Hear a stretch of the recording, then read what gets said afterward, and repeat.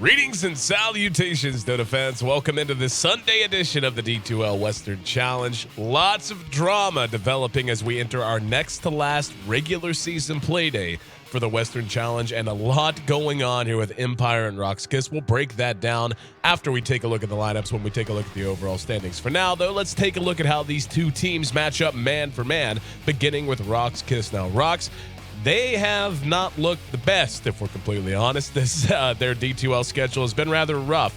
They've played 5. That means they have 2 left. 1 here today, and the last overall match, which actually is going to be quite some time from now, just because of the way the schedules had worked out with such a crowded tournament season. That'll be against Team Liquid coming up about 2.5 weeks from now. But yeah, they're sitting at 1-4, and they're down in the cellar. 3 overall points they've earned so far. They're led by Goldblack on the hard support, the mad scientist of Dota drafting, BZZ's the carry with Solo in mid, the support being Yul and Sadoy out in the off lane. Now, Empire, they've had a significantly better run here in the D2L, and they've had to do it by bouncing back. They started out D2L Western Challenge play 0-2 overall, and now find themselves entering this, their last match, in 4th place, sitting at 4-2. But it's a lot closer than that, and again, we're going to bring up the full standing so we can explain just how much this match means to Empire in terms of seeding and overall finish position in the Western Challenge. They're led by Mag out in the off lane, an emergent off lane player at that. They've got Resolution in mid as well. Now, Resolution has looked fantastic over the last few weeks and months, and has really emerged as one of the high tier mid players that is finally gaining the notoriety this skill has earned him. Silent, of course, in the carry position with Vance for and always want to fly, on the support and hard support. Now, the nitty-gritty. Let's take a look at the numbers, the standings, and why this match matters so much. Following play yesterday, as you can see, we've got, as I said, Empire in 4th position, but it gets a little tricky. You've got Cloud9 and Na'Vi both sitting at 5-2 with 11 points. If Empire takes a win today, that'll put them at 11 points as well. Now, whenever you break it down, it's not actually reflected here. But in terms of overall points, that's fine. But we actually have a metric that measures how many games they had to play across the entirety of the season. Na'Vi comes up short there. If Empire is able to win 2-0 here today, they'll be able to have a complete 100% mathematical tie with Cloud9 in that regard. Na'Vi, unfortunately, will have played 1 game more, meaning their path to the end of the season wasn't quite as impressive in terms of how quickly they could close out their opponents. So you have Empire and Cloud9 completely tied, and Empire has the head-to-head matchup win in that case. So a lot could take place here today. Empire could feasibly win and still be on the outside looking in terms of those top 2 seeds, 1st and 2nd place. And again, those seeds matter the most in terms of the playoff picture because they get a first-round bye through our playoff bracket, and that's a hell of a leg up to have overall. Now, there is Team Liquid and RoX at the bottom as well. This matters a ton for RoX because they're sitting at 1-4. A win right now would move them up to 2-4, obviously. Team Liquid and Alliance both sitting on 1 win. Alliance is mathematically eliminated for all intents and purposes. There's really no way that that's going to change. Liquid, though, their last match of the overall, last match of our regular season is against RoX.KIS. And again, that's that last match coming up about 2.5 weeks from now to close the season out as we look ahead to the playoffs during a lull in the big springtime tournament picture. But RoX with the win here basically forces Liquid's hand. And even if Liquid wins that match, points-wise, it could get a little complicated. Either way, RoX wants to have the best resume they can coming into that match.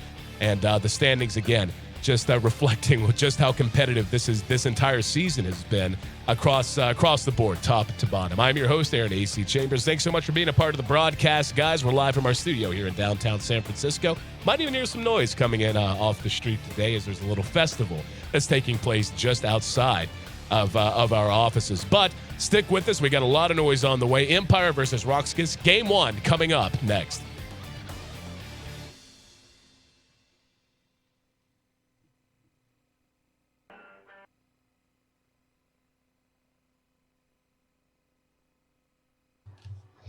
And as we can see, the draft already underway. Empire and RoX.KIS, Game 1 on our lone best of 3 here at the D2L Western Challenge. Again, our next to last play day overall and our next to last best of 3 overall as well. Empire entering already in the playoff picture 100% for sure. Just a question of how high they can rise. A win here looking to complicate things. And they don't just want to win, they want a 2-0 to improve their resume as much as possible, while RoX.KIS, well, they're just fighting for their lives. They've got a chance to make it into the playoffs, but a win here is pretty much everything they're going to need to really give them a chance and avoid the fate that Alliance met yesterday, which is mathematical elimination from postseason play. As I said, I'm your host there in AC Chambers, and to break down the draft as well as lend his insight and analysis to this series as he has throughout the entire Western Challenge. Welcome in once again, Trouf. And, Empire, you have to admire what they were able to do in Western Challenge play. They started out 0-2 and really looked quite bad, but they've bounced back since then and now are challenging for a top seed. Yeah, absolutely. And in the midst of all that, they also performed quite nicely at Star Ladder, and I think that has a little bit to do with them bouncing back here, just upping the morale and all that jazz. So yeah, you got to give them a lot of credit. And RoX.KIS at the same time, you have to give them credit too, even though their score isn't the best. They did unfortunately have a forfeit win against EG. Yep. Sorry, I should say DQ against EG, and that doesn't help things, of course. Right. But they still have good chances here, and I didn't know. I haven't really watched them before the D2L casting, but the last times I have watched them, as there's an Omni Night pickup here, Fun times. the last times I have watched them, they have been very fun to watch. Like, they put on a good show. Oh yeah. So any team with Gold Black on it is going to be entertaining to watch. The guy, I always reference him as the mad scientist of Dota, and it's because he's always he's pushing outside of the meta more frequently and more consistently than pretty much any other captain and drafter. And I don't even know if he is actually the drafter, but his influence on the team is bound to be there. And when you look back, he actually has a history with Empire too. If you go back a year or two ago, so yeah. If you remember that one game, I want to say it was against Fnatic. I could be wrong, but remember, it was like Go Black and I believe BZZ playing SD and Invoker, and they were up doing like Benny Hill shit for 25 minutes or so up in the top lane in the woods with no wards, just blinking around, just kiting. It was so fun to watch, and you have to check it out if you haven't seen it, because it was just such amazing play by the two of them. Oh yeah. Omni Night pickup here. Here we go. We saw this picked up not too long ago by Fnatic. Did not work out. No. But it's different here. It's early on, and it's kind of in the middle of the draft, and you already have Ember and Shadow, which means you have variety and you have different things that you can do. Also, Ember Spirit, we haven't seen him much since the patch, but I don't really know why, because he was nerfed, definitely, but it doesn't really change his overall effectiveness after the mid game. Right. Like, he's still the same strong-ass hero once he hits mid to late game. It's just a little bit of a duration nerf here for his Q spell there. But even if you you still don't have to level him differently, so to speak. I don't know. I still think he's ridiculously strong, and I think teams will start to figure that out, and RoX.KIS pick him up second. But more of the same here. Axe here coming out for Team Empire. Yeah, Ember really has fallen off hard, but when you look at the math, he really wasn't winning as frequently as he was getting so many respect bans, and I'm sure maybe that had something to do with it.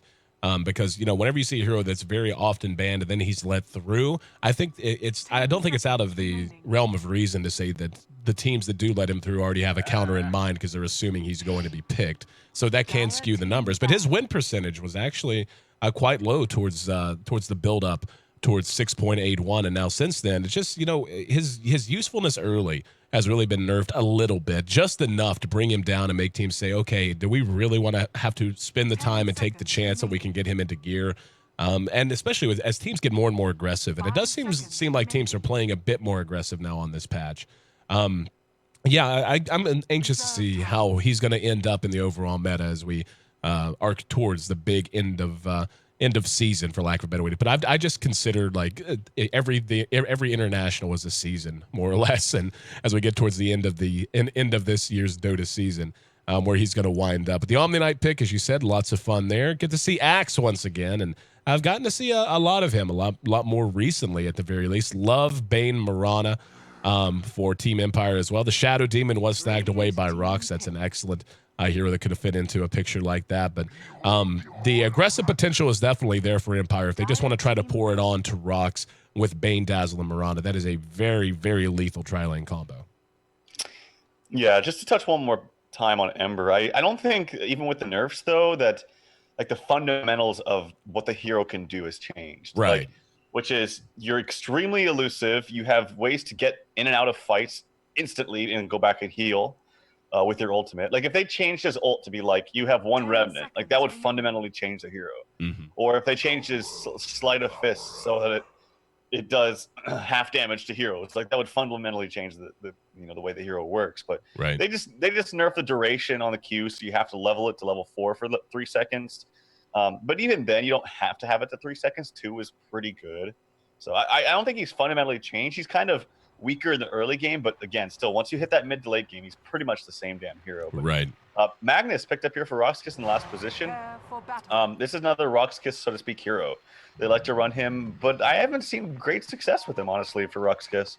Yeah, we saw him run last time Rox was in action, I'm pretty sure, and it was, if we're honest, kind of unimpressive. And but sometimes you just have bad days like that. Sometimes that's just the way things go. True. And we'll see if they can get it back into gear. Well, what I'm more excited to see is exactly what the plan is for this Omni Knight. I mean, you don't draft an Omni Knight just because, like, well, he'll give us an all right mid game. Like usually, you've got a decent, some kind of an idea of what exactly you want to accomplish with him. And with Gold Black handling him, it'll be entertaining to see at the very least. Empire's already moved in to the Radiant side jungle, getting some wards down. Just 1 sentry so far. We'll see how aggressive they're going to be with their warding. But yeah, I don't think this is any surprise whatsoever. This will be an aggressive tri-lane. And Vanscore, by the way, running a Nuxie set that I now have and I love. And I just like insta-pick Dazzle all the time when I play now. The Dazzlator set. Can't wait for that to go into the market. I think everyone's going to want to buy it. Yeah, and this set by Goldblack is pretty cool too. He seems to love these healer type heroes. He plays Abaddon a lot. Yep. Now he likes to play Omni Knight, and even SD he plays a lot, but that's gonna be handled by Yul as they do D-ward the D-ward. So it's gonna get them to have a spawn unless Vanscore here decides to throw down another ward or even just body blocks himself. Magic push. Yep. With a sentry. So it will not spawn. I'm curious to see how this top lane pans out because I actually think Wind Ranger is one of the best solo heroes, has like the best attack animation. It's so good. Yep. Good damage and just overall good abilities to fight solo 1v1. And as long as he's really, really, really aggressive here, I think he can actually win this lane and just punish Mag. Yep, and anytime he acts as good as he is in lane, and he is just an absolute handful to have to cope with, up against the range support that has not only the ability to pound you, as you were saying, but after a level or two, she's going to have the ability to escape if you do decide to engage. She has nice magic damage from range with power shot. It just becomes a little bit more complicated, and one thing Axe is usually quite good at, if things aren't going well, is he can just start melding down creep waves and try to pressure the tower and dive you. And that's even tough to do against the Wind Ranger, again, because of the wind run, the escape, and having power shot to just keep the lane equilibrium a little bit more in the favor you want it to be. And so far, it looks like it's going pretty well. 3-1 and 4-0 for Mag, so roughly a break even. This bottom lane's really the one that we want to keep an eye on, though. There's just so much kill potential. Yeah, I like watching solos. I'm just like, that's like the most fun matchup for me to watch is Mag seems to be actually doing quite well. He pulled the hard camp to his lane and it's kind of making things annoying for Sidoi, but Sidoi is keeping up the pressure in the auto attack, so good for him. But yeah, bottom lane, that should be a lot of fun to watch. It's always iffy playing up against a lane that has a healer because you pretty much kind of have to go on the healer if you're not careful because he can just sit back and heal whoever you go on, obviously. So, but Goldblack, if he keeps his positioning, good here, then he won't ever get initiated on. Yep, so far it's roughly a break even in top 8-2 versus 8-0, so a very, very marginal advantage for the Windrunner. Solo here in mid, he's almost level 4. He's sitting on 5 CS, and Resolution sitting at about 9 now. So again, that's kind of what you would expect, a Mag versus an OD. Expect that to get much worse as the lane continues to develop. It's going to come a lot down to runes, as we can see. Solo gets himself a regen, and that's always so nice for a Magnus. Just in terms, because you can hang on to that and spend your shockwave and get as many CS as you can, then just fall back, regen up real quick, and then go right back to work. And, little things like that make a huge difference, especially in the first few minutes of a game. Yeah, we actually used to see this matchup a lot in mid because these heroes were very, very popular a few months ago. And I like how Magnus is getting the empower. It just makes him a lot easier for him to last hit. He's hitting for basically 80 damage.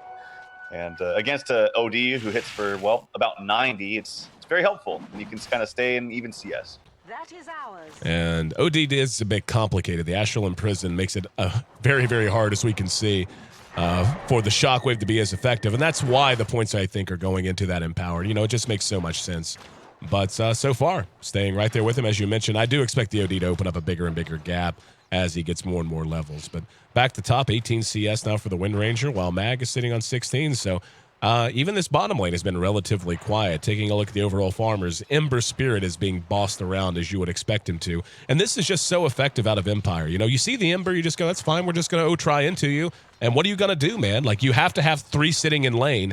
Otherwise, we're going to kill you with Bane, Mirana, Dazzle. Like, that's just an easy kill on an Ember Spirit at this level before he hits level 6. So you have to have 3 sitting in lane. You're not going to gain a ton of levels. I'm ranged, you're not. And, you know, we're just going to win this CS battle. And so far, that's played out exactly as they would have intended. Yep, absolutely. I don't know about the... I'm always a big proponent of Flame Guard, so he has to be really careful. Nightmare. Here comes some possible initiation. Yep, BZZ caught with the Nightmare. There's going to be the arrow. It's actually onto Gold Black. He tried to anticipate who was going to be taking that off, and they knew that the repel was going to be there. Purification turns this around. They end up losing 1 for 1. Might be able to get a second one. Flame Guard is making a bit of a difference, and he may be able to get Always Wanna Fly. It's going to be close. Yep, Searing Changer there.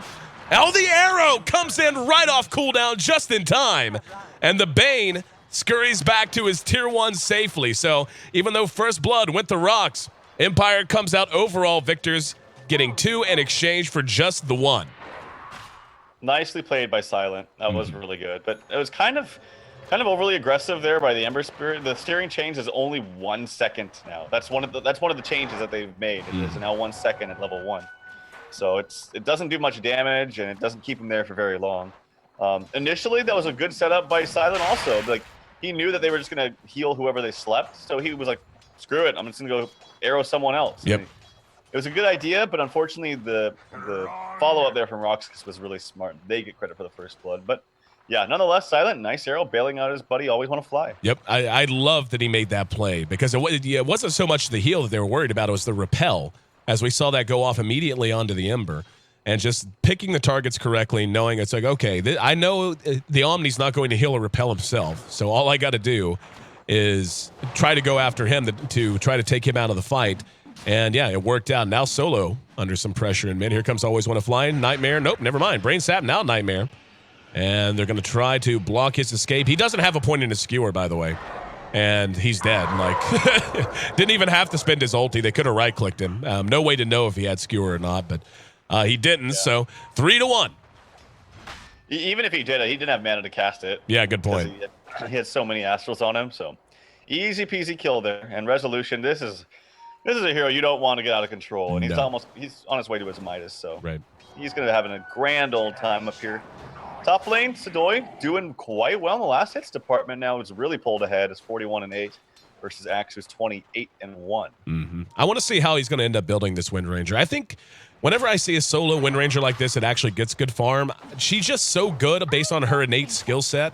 I love it whenever you just see not even a hybrid kind of a build, but something just straight up utility-based. Hold that thought as Resolution and Vanscore together. Shadow Wave was late and missed out on a fair amount of damage. That would have probably took him to about half health, so makes it away nonetheless.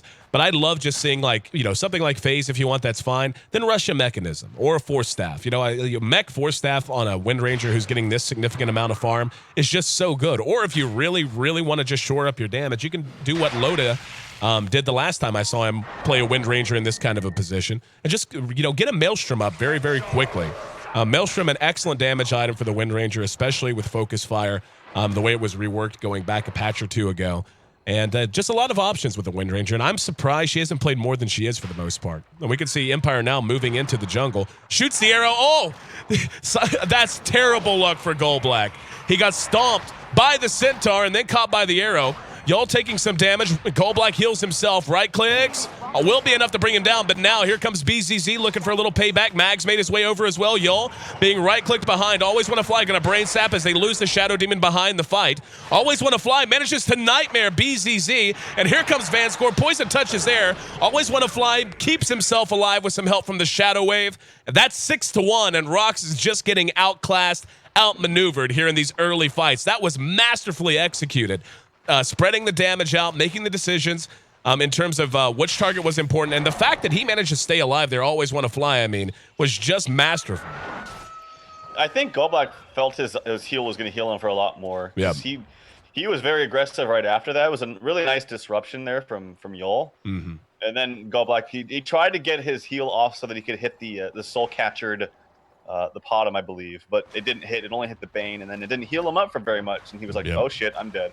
Yep. And I think right now at this point, Sadoy is going to have to help because this tri-lane's completely lost basically now. Mm-hmm. And in mid is just, you're up against an OD that already got some ganks for him, is going to have a Midas. So you're going to need some involvement. And this is one of the problems with Wind Ranger, just in general, probably why we don't see her that much, is she can help and her shackles can be devastating, but if you don't hit them, this hero is pretty useless. Yep. Like her spam is okay, but that's it. Like she's got a spam spell and she doesn't hit shackles, that's it. It's a spam spell. Yep. Right now is really the time, if she's going to get active, that she would want to. Yeah, Mech's done, by the way. And this is what I love about Wind Ranger rushing this. Just because she is so good in lane and in one-on-ones, she tends to have an inordinate amount of gold compared to any other situation. Right. And she can just get a mech up so fast. And it usually happens to come out right about now when you can see, looking at the skill build, it's max shackle, just about max shackle rather, and max power shot. No points put in the focus fire, and that's pretty typical. But, a max level power shot at sub 10 minutes in actually does a lot of damage. And you can put that to use on top of the shackle, as you said, just being her bread and butter. But I think you're dead on the money. She's kind of like a Pudge. You're kind of like a Clockwork. You're either hitting that one big ability, or you're just not really living up to anywhere near your potential. Yeah, I think even Clockwork, though, without hitting hooks, can be extremely effective. Right. But with Wind Ranger, I think you're right, though. I think you made a good point, is that she does so well in 1v1s that... Fiend's Grip on the solo here in mid. And the hammer dropped. Actually, didn't even feel like a hammer. Felt like a little pounder. But resolution tallies another kill. And right now, 7-1. If you're in RoX.KIS's shoes, hold on. We're going to see a engagement on the silent. He's able to leap away. But if you're in RoX.KIS's shoes, what's the plan, man? How do you stop the bleeding? I think the plan first is to not go one into your Searing Chains on Ember Spirit. I don't know why. Like it's so bad at level 1. Like that's one of his best spells, and they nerfed it, and it's not that big of a deal. Like especially from 1 to 2, it's a huge difference in duration and damage. Oh God! Yol just got hit with a brain sap that almost killed him by itself. They're going to be able to respond, but not before they at least trade 1 for 1. Always want to fly. Yep, he's going to be able to make it away. And Shadow Wave there to maybe turn this around. Yeah, there's the Poison Touch. He has no mana. Flame Guard's up. Sentry Ward's down. Brain Sap gets always want to fly back up into it. Beautiful Grave out of Vanscore. Going to keep him up and fighting as he's going to pull back. Silent helps clean things up and tallies a double kill. By the time all is said and done, they're coming to collapse again. Sadoy has come to help. Yol back up and ready to engage. Always want to fly with Mag now coming beside him. And Mag's going to spot Sadoy. Berserker's call. Locks him down. Arrow is there. And Sadoy gets his face split with the Culling Blade, 10-1. And without a single tower down, we're looking at 5G's lead for Empire so far. This is looking ugly. Dear Lord. And I'm sure Sadoy's like, wait, how the hell do you have a blink? I owned you in lane. Yep. But Axe is also one of the best in utilizing stacked camps. So yep. They stacked some camps for him. He got his gold up like tremendously from it. And now as a result had a 10-minute blink dagger with Tranquils. And this is just a disaster. An absolute disaster. And what do you have to fall back on? Like, yep. Omni's too under-leveled to really be that effective. BZZ has nothing. Yep. He's got 30 CS, and he's not leveling the right spells, in my opinion. And mid, it's not his fault. Like, he was up against the OD, which is already a terrible matchup, and then he had ganks for him, right. against him. So it's really hard for RoX.KIS to find ways to come back into this. Yeah, especially when you look at how, when you look at Empire's lineup, they have great, this is not a lineup. It's they got a great start, but they still have to get a lot of farm for their heroes to be effective. No, not really. They've got great utility that's spread out throughout the early, mid, and late game. They've got great heroes that can take the game into that phase at all. Obviously, they're going to want to close it out before BZZ has a chance to play any kind of catch-up on the Ember Spirit, but I don't think that's going to be a problem. They just have so much mid-game punching power. The Mirana, off to an amazing start, already has Phase, Aquila, and Drums up at 12 minutes in, and that's in an aggressive tri-lane. That's how disastrous that was. And hell, the Bane's level 8 at this point. Compare that to, like, basically Bane's level 8 and Sadoy was one-on-one in a solo lane that he crushed, and he's level 9. Yeah. Yep, it's not looking good. I don't mean to harp, but I just don't know why he's keeping 1 in the Searing Chains, because it goes 1, 2, 2, 3. So there's no reason to have it. Like, if he's left at level 2, that would make sense. Right. You're like, as I missed a kill there, as Mirana gets an easy kill on the go back. But if you left it at point 2, it'd be like, okay, he doesn't want to waste 2 extra points to get 1 additional second. That makes sense. But from 1 second to 2 seconds is a pretty big deal. And it's just 1 point into it. Oh, here we go. Mag setting up the trap. BZZ, he's just going to run out. Yep. Sadoy caught out immediately. Fiend's gripped and disrupted. That'll turn that around. There's an RP that caught 3. This could be a chance for RoX to get back on track. Van Score gets the grave off on himself. Mag still doing damage. Here's the shackle. They're able to clean up the Ember. No one's dead by some miracle. That was as good a counter initiation as RoX could have hoped for. And Resolution just up. Looks like Mag did manage to get himself a kill on the Dazzle behind the fight. Didn't even see how he got him. Solo throwing out the shockwave, did hear it. But he was teeing off on Sadoy. They end up trading 1 for 1. And I don't know, like, that was a good 3-man RP. Just the follow-up and overall the levels and just the item lead is making it tough. You know, at this stage of the game, you're not used to seeing that, but Empire just feels so much more tanky from nothing but stat game and maybe one mid-tier item ahead on everyone. Yep. The SD actually also died. Another arrow hits SD, takes out literally more than half of his HP. Yep. With just the 1 arrow. And that was in that engagement that we just saw. It was a fantastic arrow actually by Silent. And I'm going to go ahead and give him the credit and say he did it on purpose, but they initiated onto Wind Ranger and then he arrowed right past Wind Ranger. It looked like he was like missing. You're like, whoa, you're big noob. How do you miss that? Because he was also Fiend's gripped. But it went past him and hit the supports in the backline, and it hit SD and killed him. Yep. So it was just a really, really nicely placed arrow there by Silent. I'm pretty sure it was on purpose. Mag has up his Vanguard. I always want to fly, by the way. Mag's brain sat on a single point new enfeeble. It is quite possible that if Mirana lands a Sacred Arrow onto that poor Shadow Demon and then he's brain sapped afterwards, he'll die. Like, I don't think he'll go from 100 to 0% with that. Silent, by the way, is split pushing top, and they're trying to stretch RoX.KIS out right now, just trying to keep them off of farm. And BCC's low here. He needs to be careful. Always Want to Fly has Fiend's Grip up, and he's pinging it. Or no, actually, it looks like RoX is the one pinging that. Yep.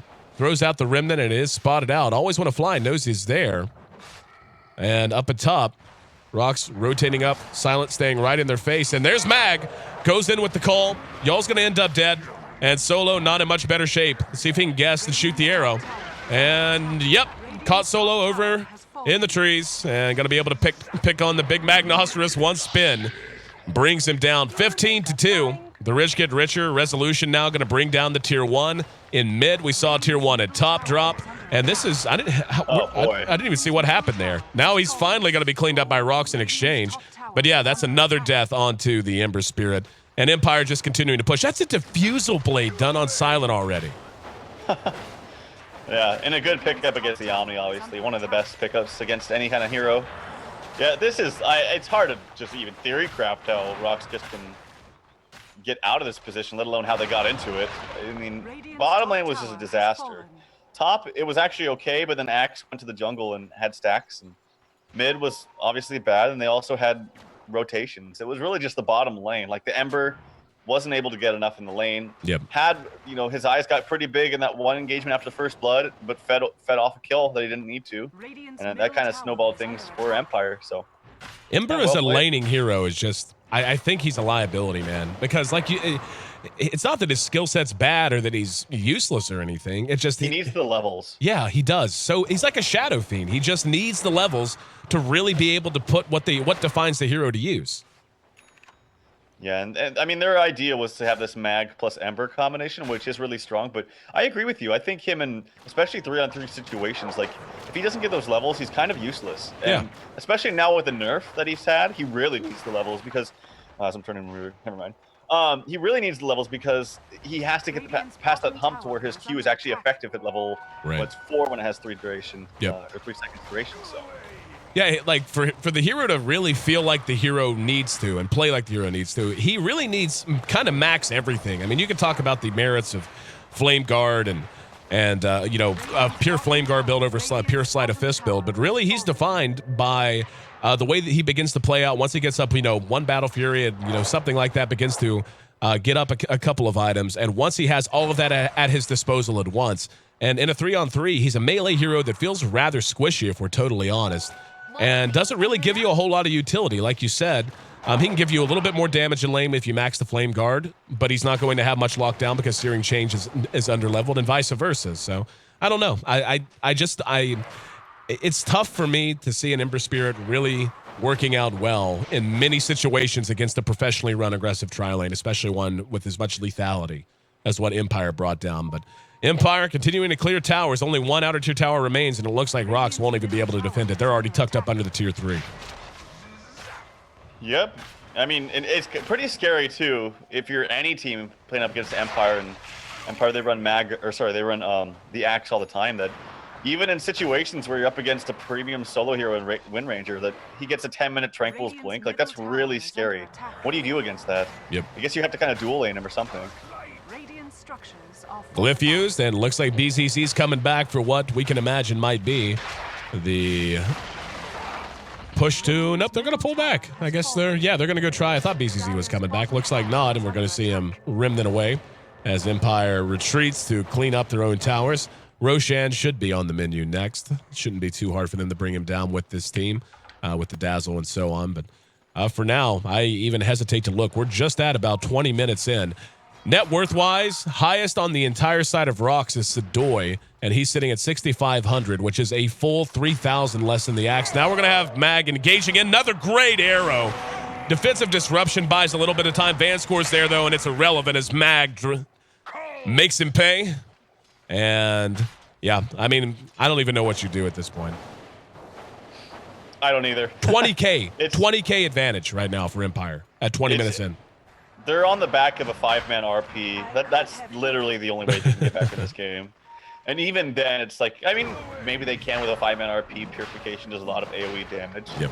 They could. It's possible, but very, very unlikely. Let's talk about the Omni Knight pick. If we're real, I don't know that it, I don't understand what it really gave you in lane. And with the draft that Empire had, you had to assume that it was going to be aggressive pressure. I don't think that came as a surprise at all. And the Ember Spirit plus an Omni, that's 2 melee heroes to begin with. We're going to see BZZ caught by Mag. Mag comes in and forces 2 heroes back, basically. There was just no way Solo and BZZ by themselves could do anything to him. Did he just skewer in there and then blink out before a spin came? That was, really lucky. Yeah. If Mag didn't, because Mag didn't spin. Wow. Anyway, yeah, I actually don't think the problem was Omni Knight. I actually think the Omni Knight pick could have easily worked here. I was going to mention on it, too, is the SD Omni is kind of like SD Dazzle in the sense that we saw yesterday so much, where if they go on, if they go on SD, Omni Knight can heal and whatnot. If they go on Omni Knight, vice versa. It's kind of the similar idea.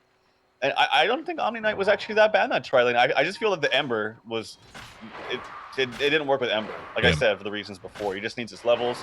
He also misplayed there and dove when he didn't need to. Yep. And it just really set them back in that lane. I mean, just lack of crowd control overall, I think, is part of the problem. Yoel's going to go ahead and disrupt one. Goldblack's right there with him. And he's going to come out, nightmare him. He has Fiend's Grip. If he's got support in, he does. And yeah, that used to be... No, Yoel's actually alive there for a minute. But a lot of damage done. And finally, he ends up dropping. Goldblack now. There's a sheep next on resolution. Yep, because that's what you do. At 22 minutes in, your resolution, you go Midas, have an Aegis, a Force Staff, and a sheep stick, because you're Empire. That was actually a really clutch purification out of Goldblack to keep Yoel alive. Yoel basically got white barred for about 75% of his health. Now an RP's there. 3-man skewer back. Can they make it work? Vanscore's going to end up dropping before he can get off the grave. Resolution ends up having his Aegis popped away, and they managed to get Axe behind it as well. However, here comes Resolution back up. His damage output considerable enough that they need to be careful about chasing him down. Nightmare onto Sadoy. Resolution sending his Eclipse and Shoes. There's going to be the arrow, but he was able to get through it because of the sleight of fist. Now Empire chasing them back. Goldblack caught with Astral in prison. Always want to fly. Doesn't have grip.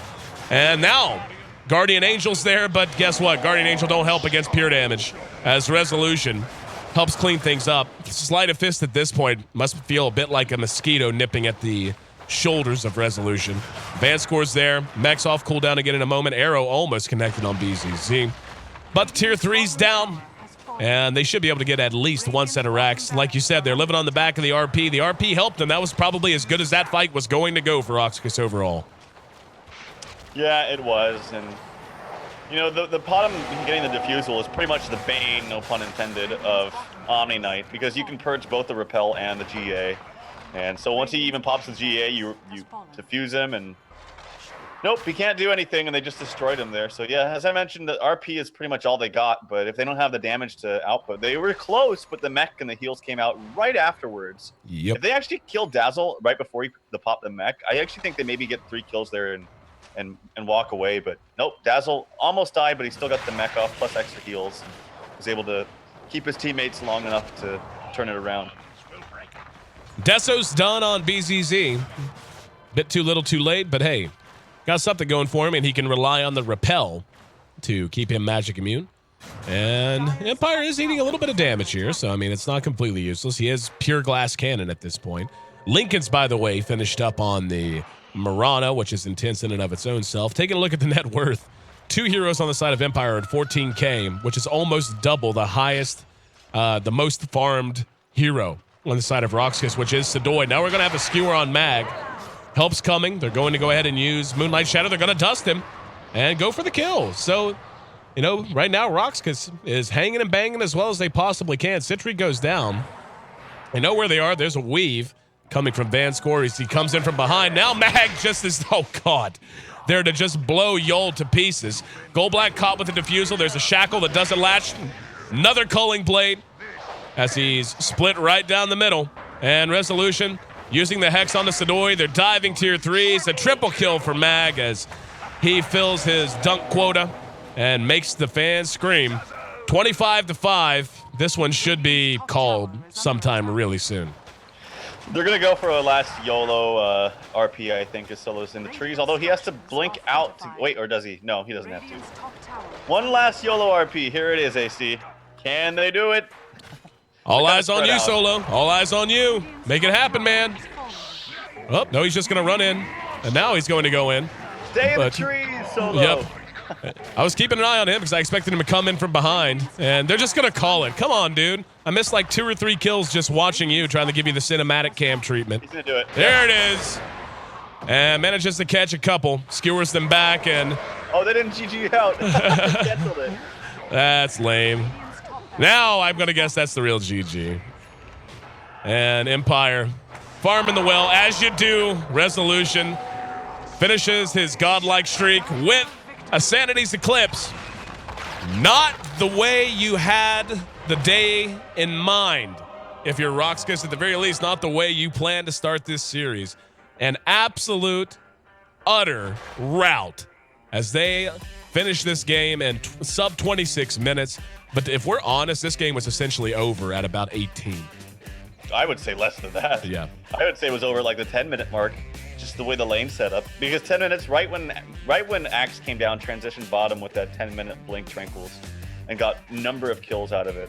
What do you do? Like, how do you... All your lanes have lost. I mean, basic top was kind of won, but when he has that kind of item progression, even with, you know, not having the highest CS against Sedoy, it's lost. 3 lanes lost, and then you're converging on other heroes. So nicely drafted by Empire. It seems to be kind of the same thing that they're doing lately. Although they did pick up OD, which I haven't seen them do, but they obviously made it work against the Mag. And if you're RoX.KIS, I think you're right. Like the Ember lane was just, it just did not work out. I thought Omni Knight was fine. I thought Shadow Demon was good, but Ember just, it didn't work. He needs his levels, especially after the nerf. Yeah. I really have nothing to add to that. You summed it up perfectly. And Empire, if anything, showed us in action just how all of this stuff works. 10-0 on the old dirty. 10-0 on the Priestess of the Moon. 20-0 collectively between Resolution and Silent. Fantastic game from them.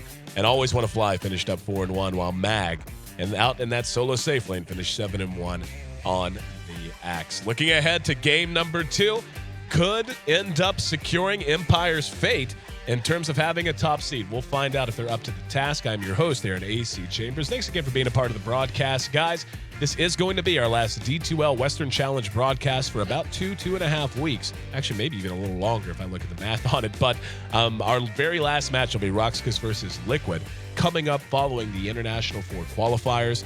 And I'm pretty sure that's going to be like the 26th, 27th, maybe 28th, somewhere in that range, is when we're going to be having that match. I know I'll be fresh back in the Bay Area after joining the Davids and the crew down in LA at BTS for the North American Hub. Thanks so much for not just supporting the Western Challenge so far, but of course for supporting Dota 2 as a whole, and the North American Hub should be a whole lot of fun. So I look forward to bringing you coverage on that. For now, though, still at least one more game. If RoX.KIS can turn it around, maybe we'll have to, but Empire, they've got a bit of a head of steam, and they've got their mind and their eyes on second seed overall. We'll be right back here on the Western Challenge. Stick with us.